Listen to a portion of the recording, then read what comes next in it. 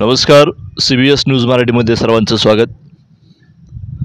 आम्ही तुम्हाला पुन्हा घेऊन जात आहोत आमच्या स्पेशल रिपोर्टमध्ये धडक बेधडक। आज आपल्यासोबत आहेत शेतकरी कामगार पक्षाचे युवक नेते लवटे सर। नमस्कार सर। नमस्कार। सध्या जे इलेक्शन चालू आहे या संदर्भात काय सांगू शकाल? सध्या जी शेतकरी कामगार पक्षाचा जो उमेदवार आहे बाबासाहेब अण्णासाहेब देशमुख यांनी जी सध्या सांगोला तालुक्यामध्ये जे युवकांमध्ये जे क्रेज निर्माण केलेले आहे याची पूर्ण तालुक्यामध्ये उत्साह पूर्ण आहे। आणि आबासाहेबांनी जी कामं केलेली आहेत त्या कामाच्या जोरावर म्हैसाळ असो, टेंबो असो, त्याच्यानंतर ह्याचं बाडगरचं असो, तालुक्यामध्ये जी कामं केलेली आहेत 50-55 वर्ष जे तालुक्यामध्ये जे राबवलेल्या स्कीमा असतील, तळे असतील, शेततळे असतील किंवा डाळिंबीचं फळबागाचं अनुदान असेल, अतिशय चांगल्या प्रकारे आबासाहेबांनी काम केलेलं आहे। त्यांच्या ह्याच्यामुळं शेतकरी कामगार पक्षाचे बाबासाहेब देशमुख हे चांगल्या मतानं निवडून येतील।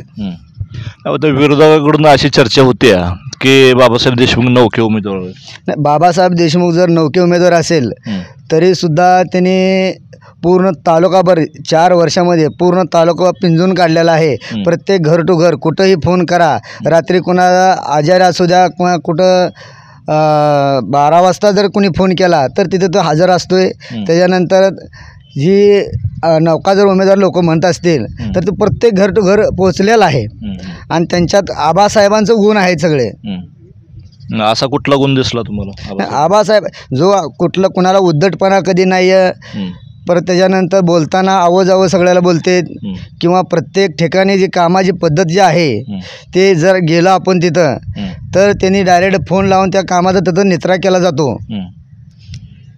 आता 3 वर्षाच्या कालावधीमध्ये असं भक्कम असं एखादं काम तुम्ही सांगू शकाल का बाबासाहेबांनी? तुमचं एखादं केलेलं काम त्यांनी?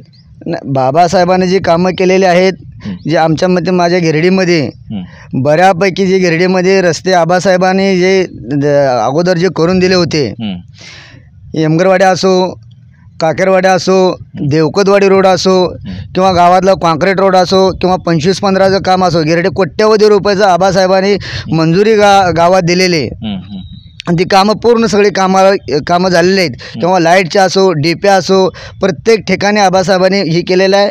आणि बाबासाहेबांनी सुद्धा त्यांनी जिथं आम्ही जाईल काम किंवा कुठलं जर हे असेल तरीसुद्धा ते त्याच्या कामाचा निचरा करतात। आता हे झालं बाबासाहेबांच्या कामाच्या बाबतीत। तुम्ही या गिरडी ग्रामपंचायतमध्ये काम पाहिलेलं आहे आणि सामाजिक कार्य तुम्ही पाहता। तुम्ही मध्यंतरीच्या काळामध्ये ज्या म्हैसाळच्या 6व्या टप्प्यात जे पाणी होतं या ठिकाणी काही आंदोलनामध्ये भाग घेतला होता, ते नेमकं काय होतं? नाही, म्हैसाळ कसं होतं, म्हैसाळला जे पाणी वरून येत होतं ते लोक अडवत होती, कारण जत तालुक्यामध्ये भाजपाचे जे कार्यकर्ते होते, भाजपवाल्याने पाणी आम्हाला न येऊ देण्याचा पिंड धरलेला होता। कारण आम्ही आमदारला जर फोन केला तर आमदार तर फोन उचलत नव्हते। कारण आम्ही काही लोक जाऊन वायपळला जाऊन उपोषण केलं। वायपळनंतर तुम्हाला सांगतो जो ह्याला खाली वायपळच्या खाली जाऊन जिथे जिथं पाणी फोडोफोडी करत होते तिथं प्रत्येक ठिकाणी आम्ही जात होतो आणि ते पाणी तुंबायला लावायचो, अधिकाऱ्याला फोन लावायचो, अधिकारीसुद्धा फोन काही वेळेस आमचे उचलत नव्हते। त्यामुळे आम्हाला आंदोलन करायची वेळ आली, आम्ही 5 भांडणं व्हायची वेळ आली त्या वायपळच्या कॅनलवरती।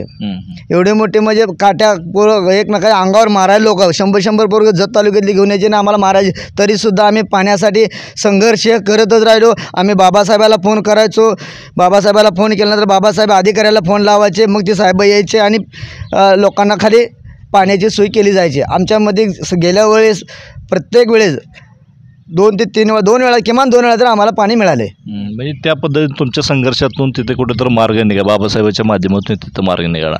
आता बाबासाहेबांचा प्रचार करत असताना प्रचार यंत्रणा कुठल्या पद्धतीने राबवली जाते?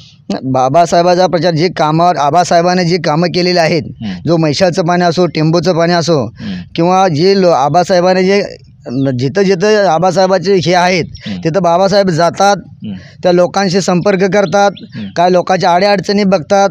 आणि बाबासाहेबांनी ज्या ज्या प्रत्येक गावात दलित असो किंवा कुठल्या अल्पसंख्याक लोक असो, प्रत्येक ठिकाणी जाऊन प्रत्येकाचं कोणाचं काही असेल ते ऐकून घेतलं जाते आणि त्याच्या कामाचा पाठपुरावा केला जातो. बरं, आता तुमचं ठरलंय काय नेमकं? आमचं ठरलं बाबासाहेब देशमुख यांना उद्याच्या विधानसभेला कमीत कमी 30 ते 35 हजार मतानं विधानसभेत पाठवायचं ठरलेलं आहे. धन्यवाद.